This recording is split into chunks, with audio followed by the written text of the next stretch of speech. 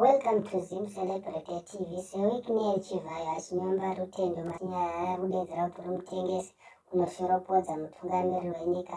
Handizi guys kuti udiasi Rutendo akambenga ari weZANU-PF but ari kudedzera kuti handida kubhadharwa mari. Saka wicknell ari kudedzera tsikama uri mutekesi usaite zvakadaro tererai munzwe. Zvakaoma. My brother, Comrade Mkongonova. Yeah, I'm just about to get into the gym, so I thought I'll just send you a video that you could explain it. And this idiot, what's his name? Matinyarare, whatever, Rutendo. So you see, this idiot, what he did. Akatanga tuka msangano. Abatanga tuka president. So I used to have a lot of respect for this guy. I would text him, I would call him, how are you, Chichi? They had to mtengera Land Cruiser 300 cities. But ndakafunga kuti munhu ari kuzvi-overmarketa too much wangaita. So I wanted to first engage Comrade Shinamasa and say, munhu akaita basa ripi rakaitira musangano before I can acknowledge kuti ndimutende. I was happy to give him Land Cruiser 250,000, some pocket change. Because I could see that this guy to Asha to Ainato, you know. No, he was aggressive. I liked him because I could see what I would try. But the moment you switch and flip, you know what Tom thing is. Unomira nezvinhu zvako, kana ukamira nemsangano, unotoya chema.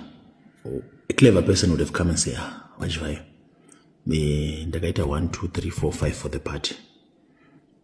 Verify ine superiors party. Munoudzwa. Ndikuda kutengerwa imba ye 500,000 kana muGreyston Park. Ndikuda kana 250,000 Land Cruiser. I would go to the responsible, especially the types of the Chinamasas, because ndo wananyazoziya zvinhu zveparty, ndo my lawyer, you know. I would even go to the principal himself and say, munomzere muno chef. Ari kunditi akaita zvakane. Do you heard about him? What? Yes, I've heard about him. Ndumpa, even $1 million, that's not a problem. $1 million I'd give him.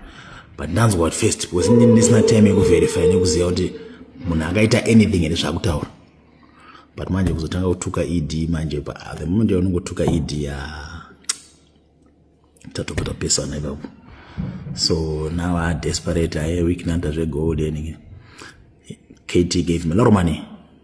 And I called KT and why could the plaza pandu gainda pandrads sese mari dzakampa ma 7 million rands machi motikari dzakamtengera panoza munhu mutema kanenge kuti for life ndofana kuramba ndichingodyika. Saka KT yakasvikopa kuneta but dai anga unoti KT aneta dai yakachinja akauya kwandiri zvikonde explainera to verify would have helped him because kana ine zvakaita munhu wese anenge ashandira musangano, you know, zviri outstanding, we must be able to say thank you because tisu vana vemusangano, tisu madhayadi vana vemusangano.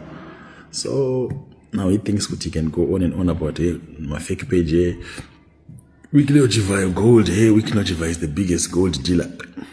You know, I like the way these people talk about gold, my brother. You know, kana korogoza chairotwa zaroti gold rangu minus 5%, minus 4%, whatever. Even tangezifika tinopangwa pa tinongonotora gold riaraka. Iso stova that smuggler. First of all, in any country, there's a ready market here gold. The world price is known. Exporting it to a smuggler is not necessary. It's not like no double price. You know, the saka kusafunda. Yeah, not maybe akafunda, maybe let's say what exposure nenamo combination is when is share expose over waita uromboka. It's terrible because urungofunga kuti weekend arosvika pa Singapore airport ane 4 tons of gold. Ausikuti tomborizina kuti 4 tons aizotakurwa sei. Unoza uchisvika paipe muSingapore muya ukawanikwa kane bhora kana rembanje kana 1 bullet risina pfuti, death sentence. Wobvanzi uri kusvika paipe ne 4 tons the kg, 4 tons the gold. For, you know, you can just see what it's just the reasoning. You don't know what the reasoning yacho. So kana kuti osvika muSwitzerland mbezo mavengeri watakaitwa nevarungu ma racist for life and language barrier autanyatsogoda chirungu anotaura zvimalanguage zvawo zvaikwana French nanani usvika ipapo private jet. And why are you taking it to bezo akutorina kana market dai ungatora is taking it to Dubai zvavaimbotaura paipa kuti EK714. Let's say that made a bit of sense because Dubai ndokune probably the biggest market of gold in the world. Switzerland unza akaenda Switzerland, you know, saka exposure kuti vazive kuti private jet ikaenda kumaintenance inoenda 3 months iri down ichigadzirwa but chinji of like they don't know ndege yakabatwa zvakazodai yanga ine gold age. So it's just ignore that idiot, just ignore him, you know, just ignore him. Rega ana sent anopuwa boss akatopanduka kudara saka hapana munhu achamba kana sent, so it's fine, just ignore the idiot.